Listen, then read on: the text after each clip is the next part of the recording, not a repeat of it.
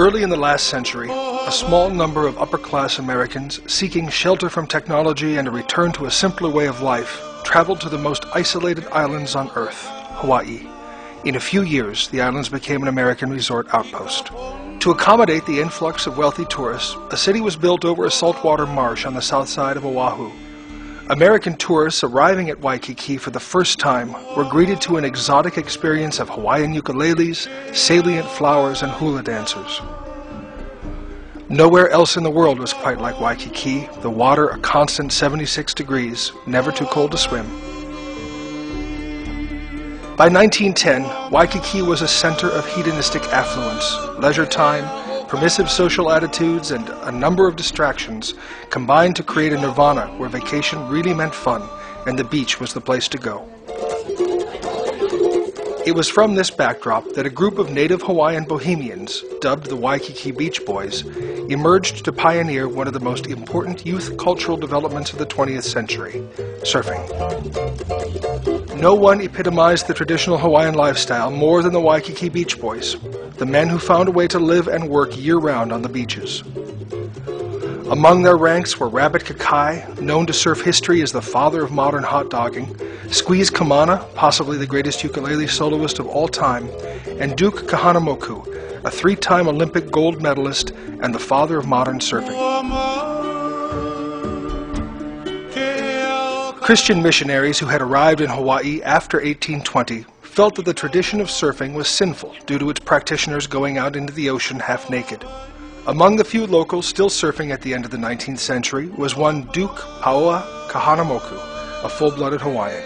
By 1900, surfing had almost disappeared throughout the Hawaiian Islands except in a few isolated spots where only a handful of Duke's friends dared take boards into the sea. Duke overcame great obstacles in his life. He started a swimming club for Native Hawaiians in 1911 when all other clubs were Caucasian only. He continued to speak Hawaiian until the end of his life and mentored many of the greatest surfers of all time. By 1912, Duke had broken 4 swimming records, received 3 Olympic gold medals, and was hired to perform surfing demonstrations around the world. No matter how many great surfers he would mentor, there would never be another like Duke. Back in Hawaii, the Waikiki Beach Boys found affection, fame, and notoriety from the fact that they were, above all, entertainers during the vaudeville era. Legendary Beach Boy parties were held in the 1920s at the Moana Hotel, where from sundown to sunup, the Beach Boys would strum their ukuleles, drink stiff cocktails, and sing Hawaiian songs. Now let's have the drink. Come on, let's have the drink. How about another drink? Yes, sir. And how about another drink? While Hawaiians might see the Waikiki Beach Boys as a reflection of what they are, the rest of us viewed them as a projection of what we might be. To the majority of Americans, those who lost the geographical lottery and were forced to grow up without a steady diet of surf, sand, and sun, the Waikiki Beach Boys' just one of the guys attitude evoked something more aspirational, the good life. This is our #1 Beach Boy song, everybody. Nice party song. Want all of you to sing along with us. All you got to do is say, "Ele, kalele," all right? Okay, gang? Tall, dark, and thin tonight, hemo skin. More than the fact that the Waikiki Beach Boys revived the sport of surfing and defined its cultural context, more than the fact that the Waikiki Beach Boys shattered existing swimming records, more than the fact that the Waikiki Beach Boys invented the catamaran canoe and evolved the surfboard and outrigger canoe, more than all of these, the Beach Boys became a symbol of all that was great about Hawaii. Born poor men, natives from an old world tossed into the throes of American capitalism, their dignity remained intact. No matter who came to Hawaii, Bing Crosby, Shirley Temple, Mickey Rooney, the Waikiki Beach Boys were whom they came to see.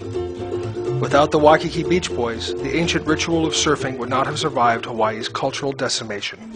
Their legend is the story of Waikiki itself, and their achievements continue to inspire new generations. You know, I care not for your cafe life, for Waikiki is good enough all for me.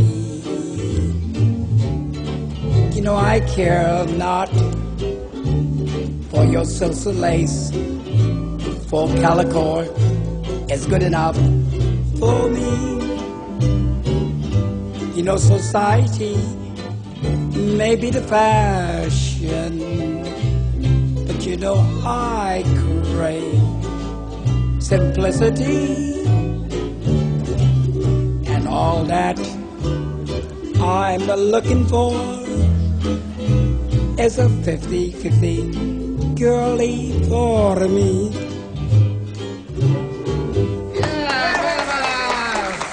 Thank you, Panama. Thank you. Cafe Life by Panama.